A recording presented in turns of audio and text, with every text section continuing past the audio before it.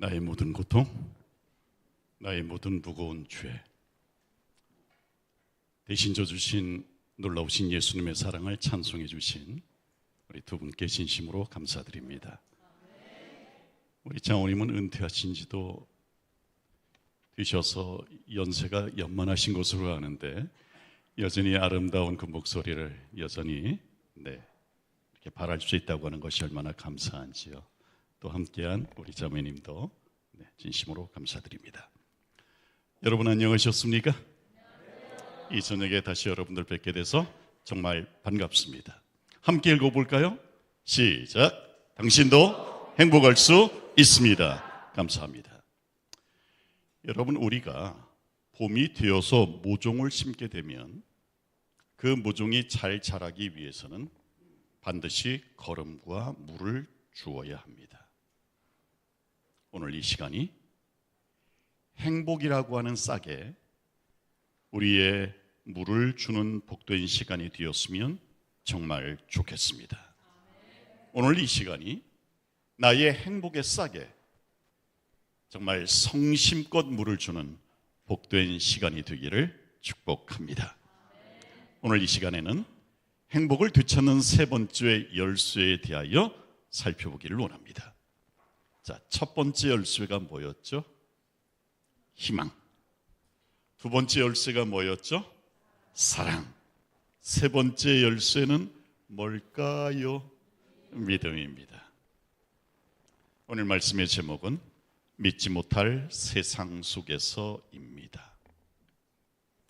여러분, 요즘 세상 믿을만 한가요? 아니요, 믿기 힘든 세상입니다. 잘못 믿었다가는 망하기 일쑤고 쉽게 믿었다가는 쉽게 보이스피싱 당합니다. 아무리 조심하려고 해도 당할 수밖에 없는 믿지 못할 세상입니다. 제가 일주일 전에 보이스피싱을 당했습니다. 전화로 당한 것은 아니고요. 모르는 사람이 제 통장에 20만 원을 입금했더라고요. 그리고 나서 3분이 지난 다음에 이름도 이상한 회사에서 1원을 입금했더라고요. 이상해가지고 AI에게 물어보았습니다. 이게 무슨 일이지? 그랬더니 대답하기를 보이스피싱일 가능성이 높다는 겁니다. 그래서 안 되겠다 싶어가지고 일단 돈을 제가 쓸 수 있는 만큼 좀 빼놨습니다. 아니나 다를까? 3시간이 지난 다음 제 계좌 전체가 묶여버린 겁니다.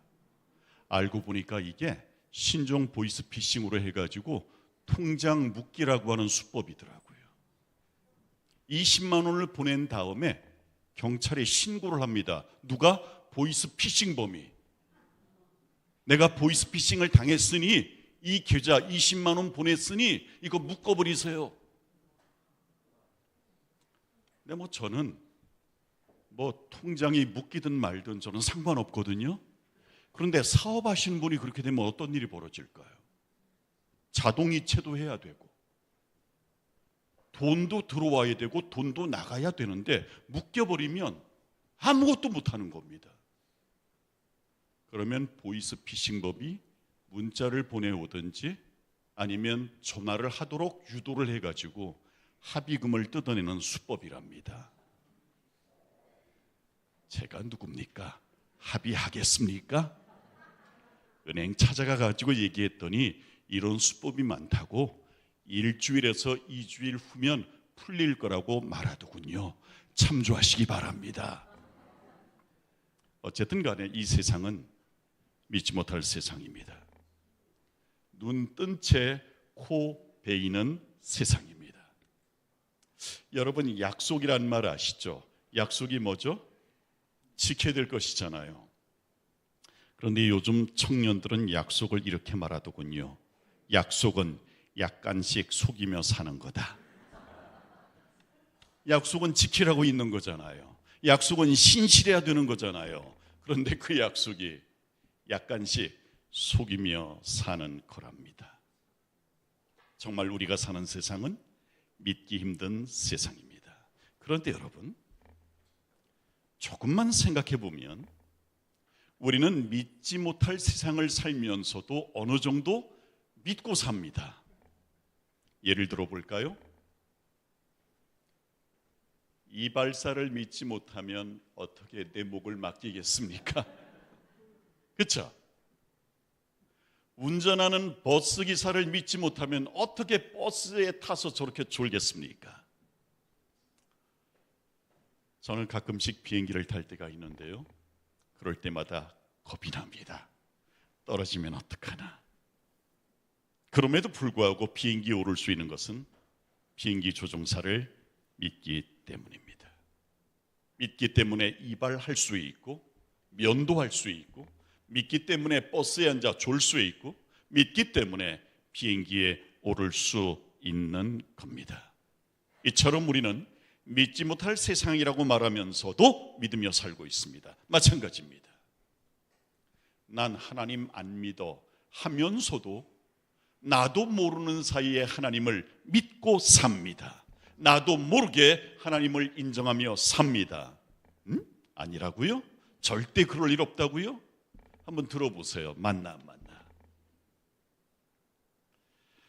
그 첫 번째 증거가 달력입니다. 여러분, 달력을 쓴다는 것은 나도 모르게 예수님을 인정한다는 뜻입니다. 오늘이 며칠?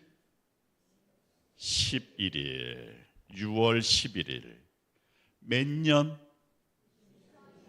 2026년. 그런데 저 2026년이 무슨 뜻인가요?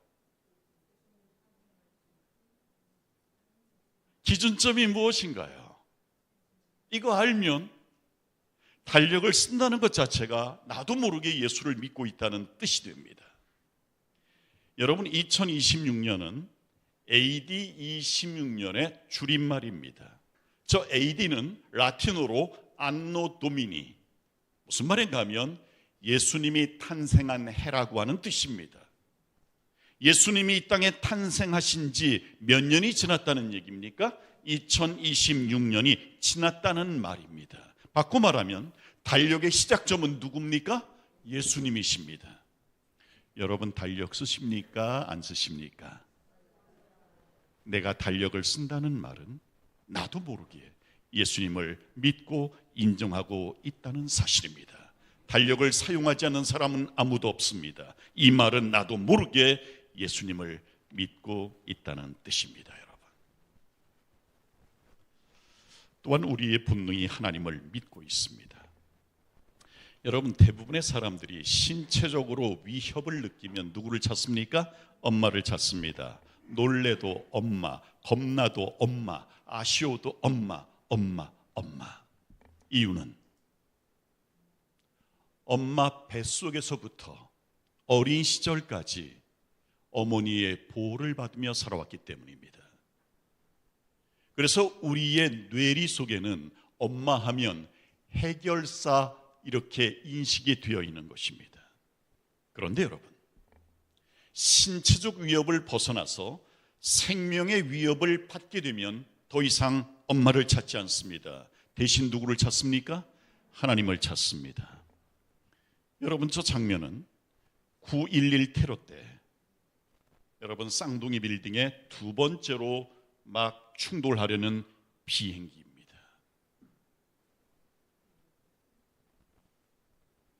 쌍둥이 빌딩과 부딪히려는 찰나 사람들이 엄마를 찾았을까요? 아니요. 너도 나도 하나님을 찾기 시작합니다. 기도하기 시작합니다. 믿지 않았던, 한 번도 기도해 본 적이 없던 하나님과 기도를 시작합니다.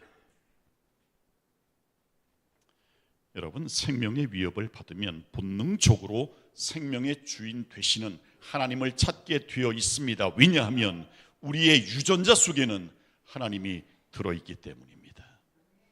우리의 세포, 우리의 유전자 속에는 하나님이 들어있습니다.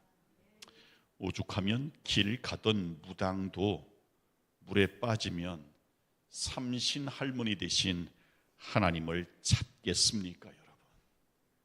우리의 본능은 하나님을 찾습니다. 하나님을 믿고 있습니다.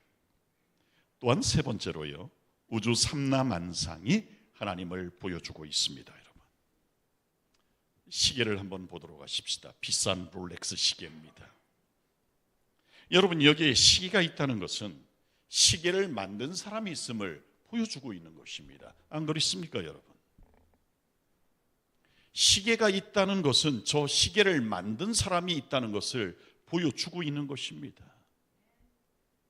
시계가 시계를 만든 사람을 보여주듯이 우주 삼라만상은 이것을 창조하신 창조주가 있음을 우리에게 보여주고 있는 것입니다. 여러분, 한번 사진을 보도록 할까요?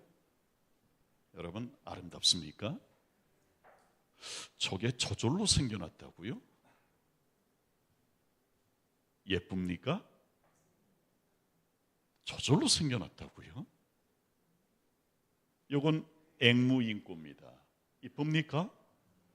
저 색깔이 저절로 생겨났다고요? 이건 어떻습니까? 아름답습니다, 여러분.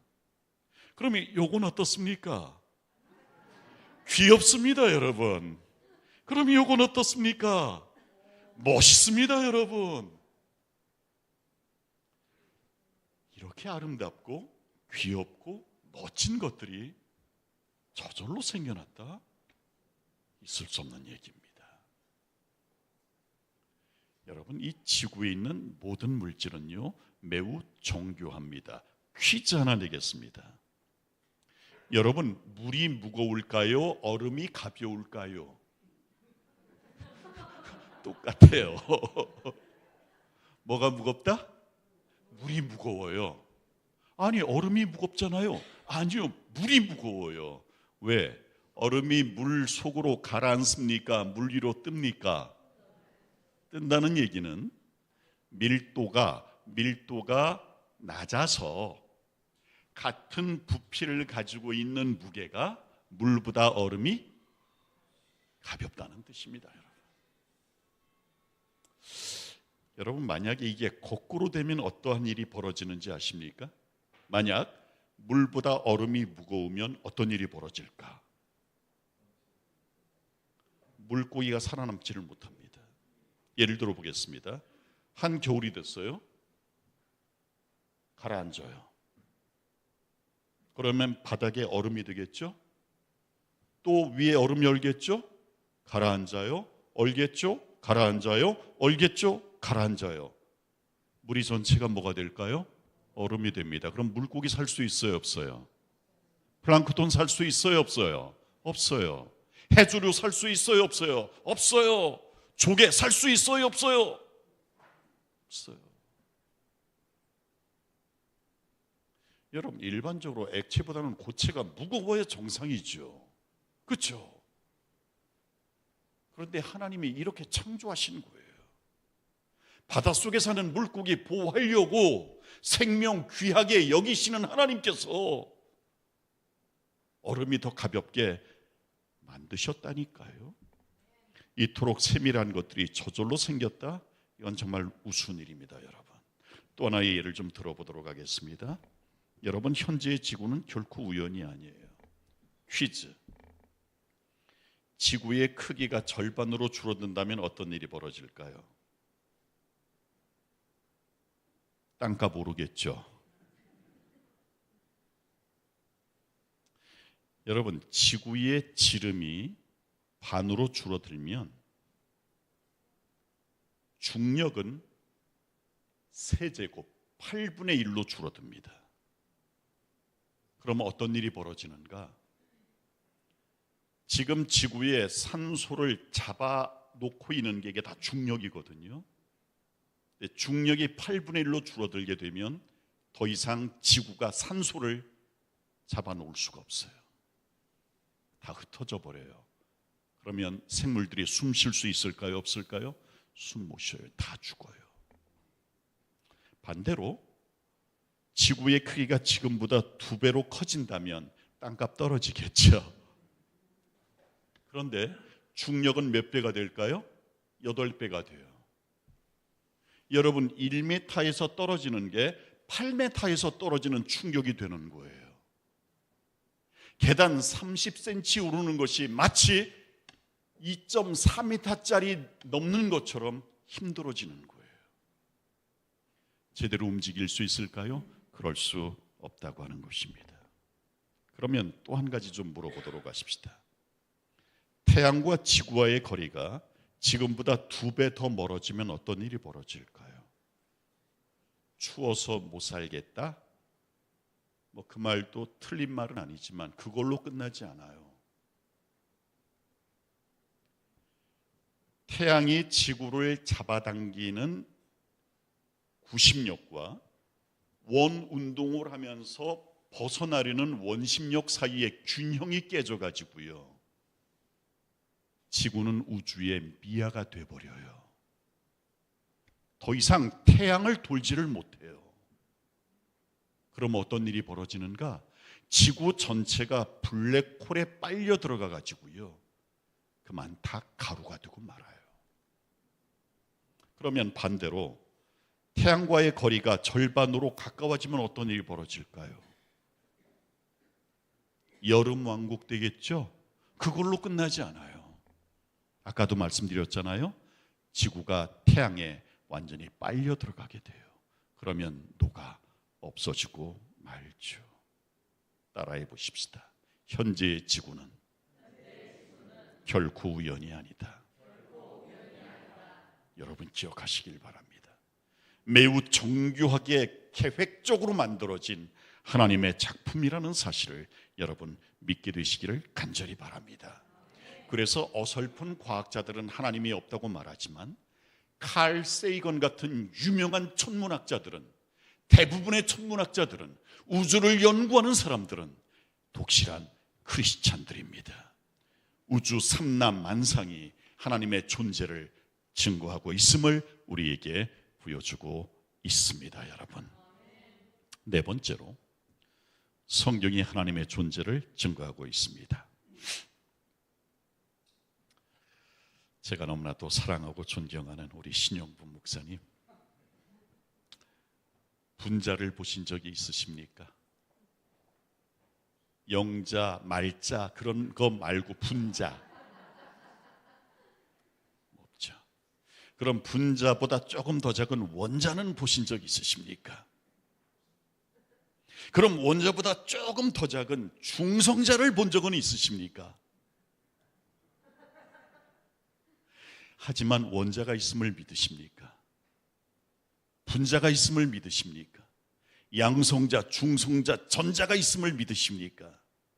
못 봤는데. 그렇죠? 여러분, 그렇습니다.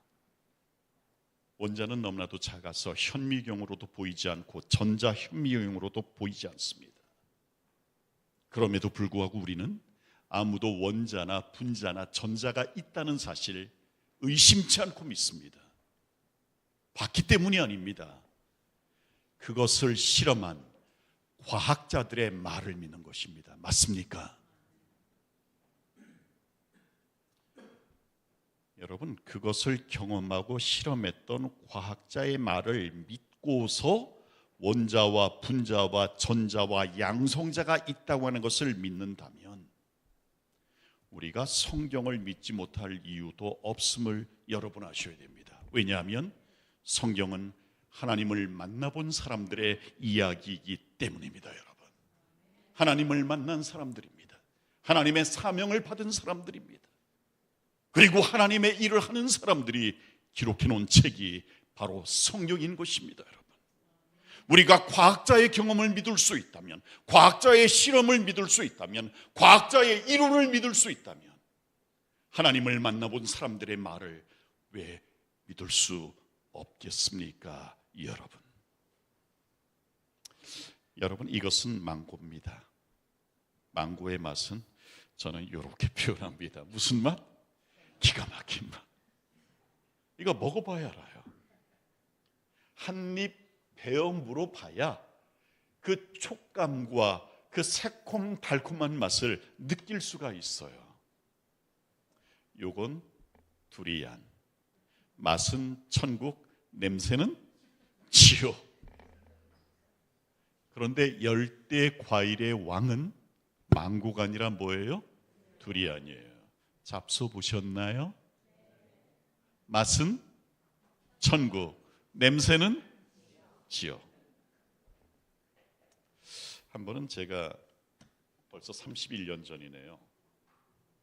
1995년에 그때 필리핀에 공부를 잠깐 하러 갔었는데 청년 가운데 하나가 이 냄새나는, 저는 시궁창 냄새인데 그 당시 초등학생이었던 저의 딸은 도시가스 냄새가 난다 그러더라고요.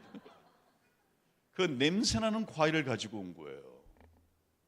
야, 채워라, 이거 못 먹겠다. 그랬더니 그 청년이 이렇게 얘기를 하더라고요. 목사님, 이거 냉동실에 넣고 코 막고 3번만 잡숴보세요. 그러는 거예요. 역겨워도 참고 3번만 잡수시면 맛이 달라진다는 겁니다. 코를 막고 처음 먹어봤거든요. 웬걸 시궁창이에요. 하루 있다가 다시 냉동실에서 꺼내서 또 코를 막고 먹어봤거든요. 웬걸 여전히 시궁창이에요. 그런데 정말 3번째 코를 막고 입에 딱 넣었는데 희한하게 두리안의 달콤함이 느껴지더라고요. 그 맛 아시나요? 와, 신세계가 열리더군요. 그래서 제가 그때부터 두리안의 애호가가 됐습니다. 여러분 기억하세요. 먹어보지 않은 과일 맛을 평가할 수 있어요, 없어요? 없어요. 마찬가지로 믿어보지 않은 하나님을 평가할 수 있다, 없다?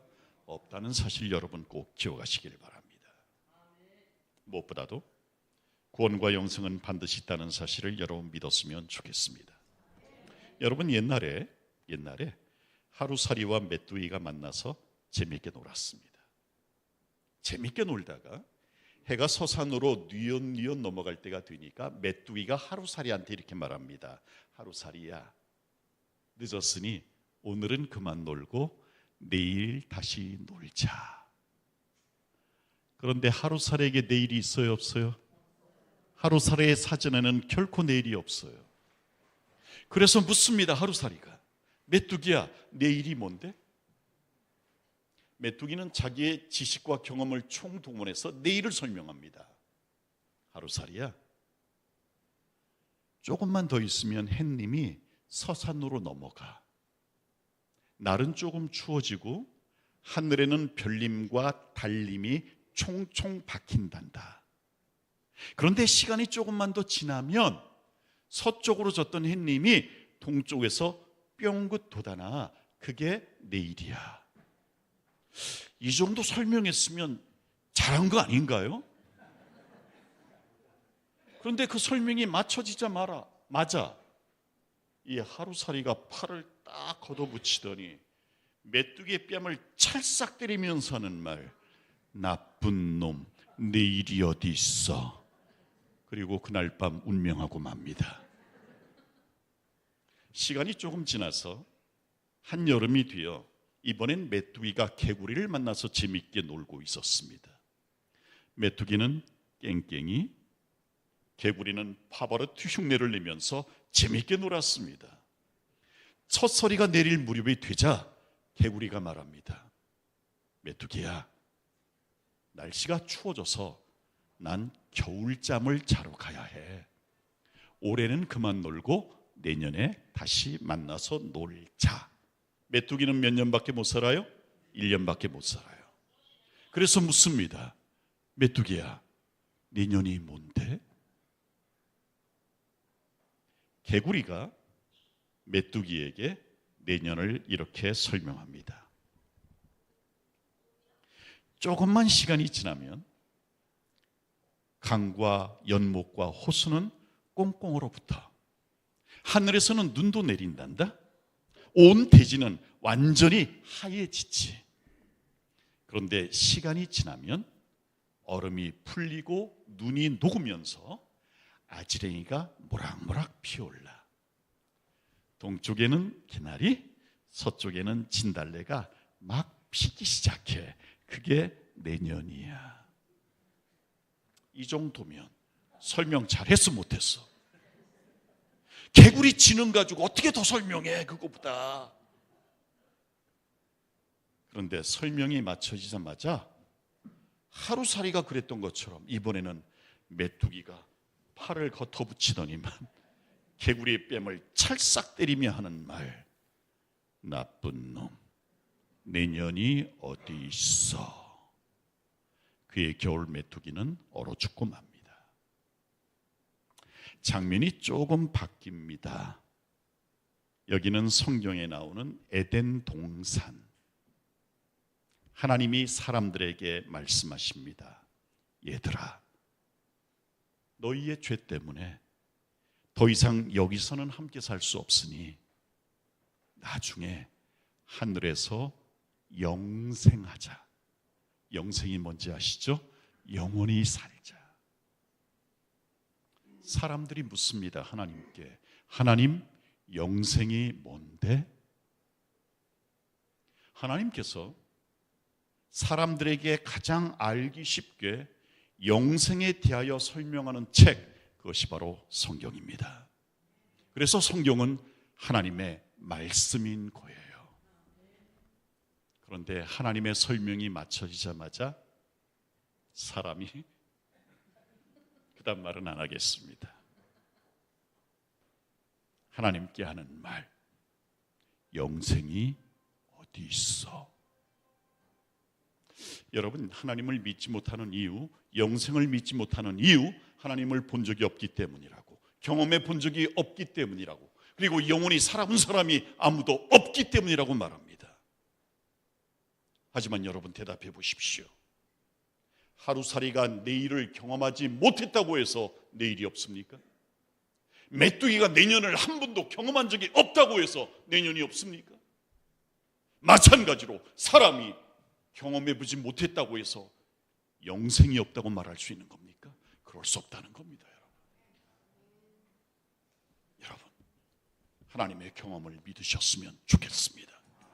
우리에게 영생을 설명하는 유일한 책, 이 하나님의 말씀에 집중하시는 저와 여러분 되셨으면 정말 좋겠습니다. 여러분, 우리의 본능이 하나님을 믿고 있습니다. 우리의 유전자, 우리의 세포가 하나님을 믿고 있습니다. 여러분, 내가 지금도 달력을 쓰고 있다는 건 나도 모르게 하나님을 믿고 있는 겁니다.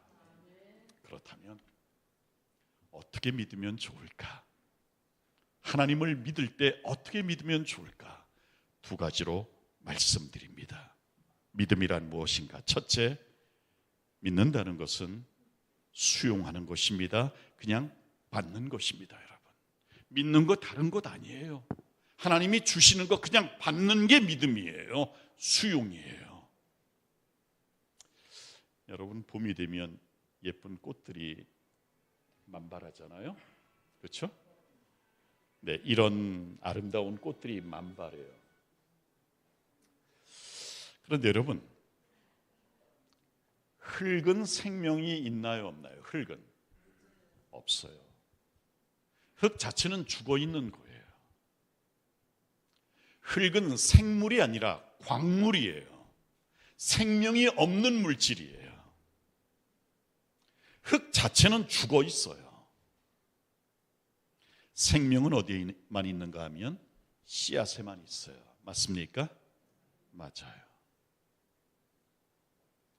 그런데 죽어 있는 흙이 꽃을 피워낼 수 있는 까닭은 생명 덩어리인 씨앗을 흙이 수용했기 때문에, 받아들였기 때문에 가능한 거예요. 맞습니까? 씨앗을 땅에 심는다는 것은 땅의 입장에서 보면 뿌려지는 씨를 흙 자신이 수용한 거예요. 받아들인 거예요. 그 결과가 뭐죠? 저렇게 생명이 싹틀 수 있는 거죠. 그래요. 생명은 흙이 씨앗을 수용한 결과인 거예요. 우리 사람들, 죄를 진 이후의 사람들은 생명력을 잃어버린 사람들, 저 해골처럼 그저 죽을 수밖에 없는, 우리는 흙이기에 흙으로 다시 돌아갈 수밖에 없는 존재들이에요.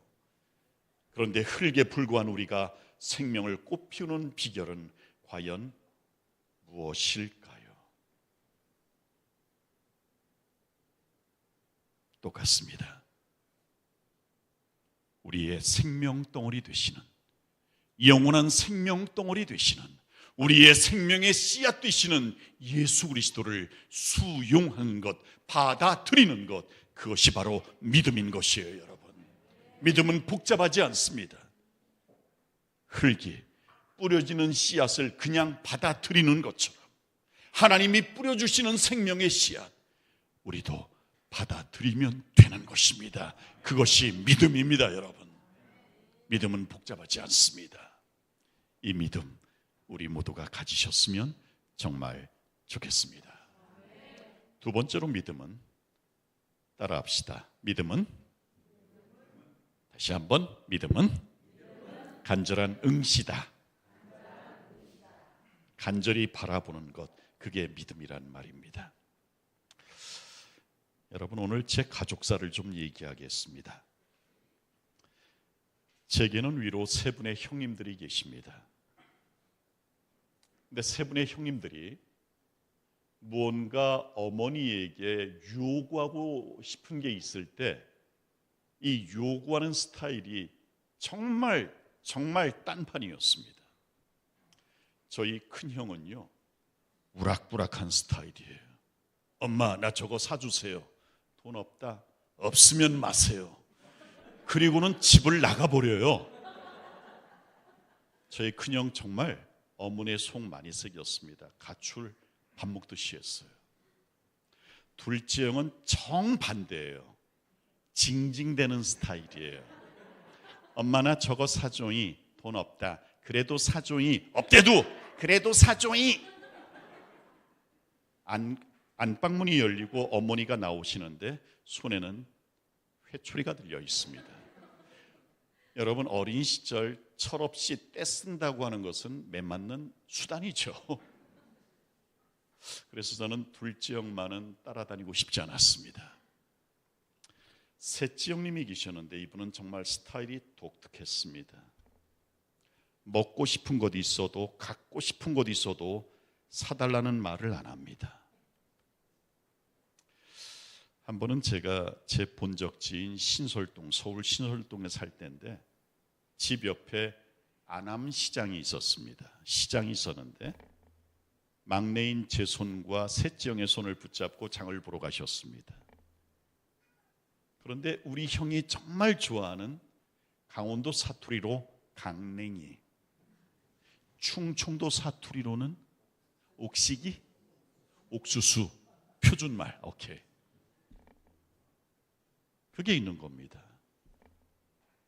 갑자기 셋째 형님이 어머니의 손을 살짝 놓더니 일단 그 앞에 쭈그리고 앉습니다. 그리고 그것만 쳐다봅니다. 정말입니다. 그리고 효과의 극대화를 위해서 한 번씩 입맛을 쏙 다셔줍니다. 엄마가 이렇게 손잡고 질질 끌고 가면 끌려가면서도 그것만 쳐다봅니다. 근데 희한하게 그게 형 손에 들려지는 거예요. 내가 누구 쫓아다녔게요? 큰형 쫓아다녔으면 제 몸에 그림이 있을걸요? 둘째 형은 정말 죽어도 쫓아다니기 싫었고요. 많이 맞았으니까. 셋째 형을 쫓아다니면 먹을 게 생겼어요. 당시에 저희 집 마당이 좀 넓었고요. 집에 오동나무가 큰 게 한 그루가 있어서 저희 집을 오동나무 집이라고 집을 불렀어요. 우리 집을.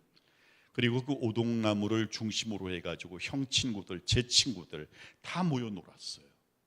무궁화꽃이 피었습니다. 자치기, 다방구 등등 재밌게 놀고 있는데 갑자기 저희 집 나무 대문이 벌컥 열리는 거예요. 이건 뭔가 있는 겁니다. 그리고는 셋째 형 친구가 들어오는데 그 당시 최고급 과자를 먹으면서 오는 거예요. 20원짜리 자야를 아십니까? 당시 10원짜리 라면땅 그 다음에는 이름이 뽀빠이로 바뀌었습니다. 10원. 근데 20원짜리는 자이야. 똑같이 라면 부스러기 튀겨놓은 겁니다. 다만 10원짜리는 면발이 굵고 자야는 면발이 좀 가늘고 먹으면서 오는 겁니다.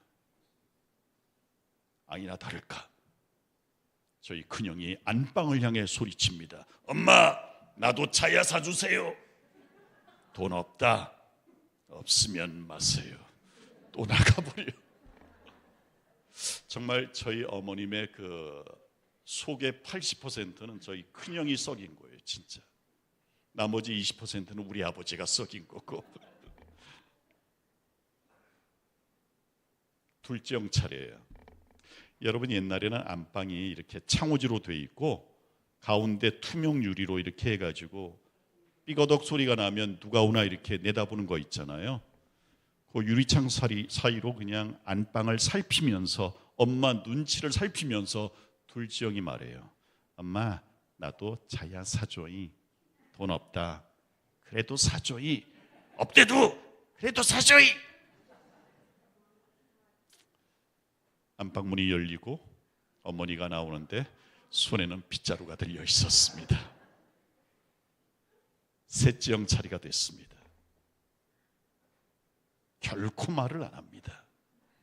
다만 느끼한 시선으로 형 친구니까 쫓아다닙니다. 형 친구는 부담스러우니까 도망갑니다. 뒤로 도망가다가 여러분, 마당이 넓어요. 얼마나 넓겠습니까? 벼란박에 그냥 형의 친구가 등이 딱 닿는 순간 자기도 모르게 주저앉고 말았습니다. 그럼 형도 같이 따라서 주저앉습니다. 느끼한 시선으로 자야 한번 쳐다보고 친구 눈 한번 쳐다보고 자야 한번 쳐다보고 친구 눈 한번 쳐다보고 그리고 효과의 극대화를 위하여 입맛 한번 다셔주면 안방문이 열리고 어머니가 나오는데 이번엔 빗자루가 아니라 지갑이 들려 있습니다. 대문 밖으로 나갔다가 돌아오시는 어머니의 손에는 자야 2개가 들려져 있습니다. 집 나간 놈 거 없고 매 맞은 놈 거 없고. 막내는 불쌍하잖아요. 그 이유를 제가 철이 들고야 알았습니다. 저희 셋째 형님이 말을 심하게 더듬으세요. 제 이름 석자를 단 한 번에 불러본 적이 한 번도 없어요. 사사사사사 상이야. 엄마의 입장에서 속 시원히 말이라도 했으면 좋겠는데 말도 더듬는 셋째 아들이, 불쌍한 그 아들이 간절히 바라보고 있는 그걸 안 사주고는 못 베기시는 거예요. 제가 그 어머니의 마음을 알고 난 다음 형도 어머니도 제가 달리 보게 되었습니다. 그런데 여러분, 철없던 그 시절에 제가 느낀 게 뭔지 아세요? 배운 게 뭔지 아세요? 간절한 응시는 생각보다 뭐가 있다? 위력이 있다는 거예요. 바라보기만 했는데 그게 어디로 들어와요? 내 손에 들에 들어오더라는 거예요. 여러분, 믿음 복잡한 거 아닙니다. 미슈입니다. 외쳐서 되는 거 아닙니다. 믿음은 단순합니다. 믿음은 바라보는 것입니다. 시장결인 마음으로, 간절한 마음으로 바라보는 것, 그것이 믿음입니다. 따라해 봅시다. 믿음은 간절한 응시다. 간절히 응시하면 우리 하나님 반드시 채워주실 줄 믿습니다. 여러분, 분명히 믿지 못할 세상입니다.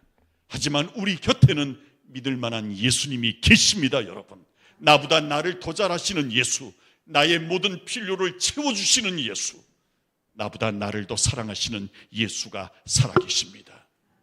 그 예수님을 있는 그대로 받아들입시다. 수용합시다. 그리고 그분을 간절히 응시합시다. 바라봅시다.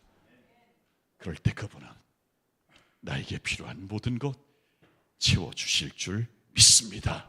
우리의 행복 되찾아 주실 줄 믿습니다. 말씀 마칩니다.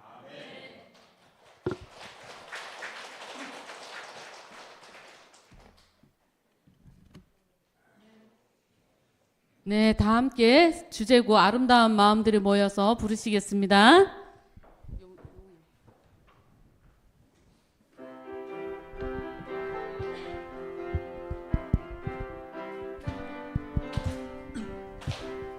아름다운 마음들이 모여서 주의 은혜 나누며